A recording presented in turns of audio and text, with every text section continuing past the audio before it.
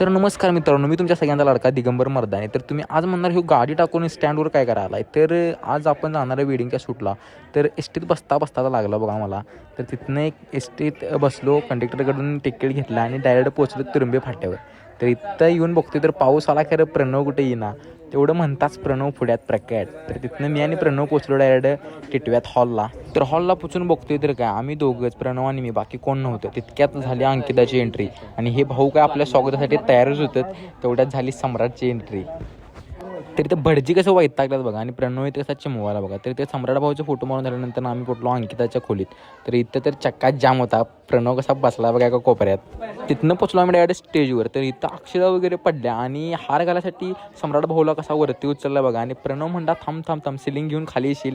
त्यामुळे भाऊ खाली उतरला. त्यानंतर हो बाहेर फोटो मारला बघा आणि या पोरग्याला दिले माझ्याकडे. आणि त्यानंतर आम्ही पोचलो डायरेक्ट मंदिरात. फोटो वगैरे मारून झालेत. आणि कसा वाटला हा ब्लॉग ते कमेंट करून नक्की सांगा. चॅनलवर नवीन असाल तर चॅनलला सबस्क्राईब करा. भेटूया एका नवीन ब्लॉगमध्ये. तोपर्यंत बाय.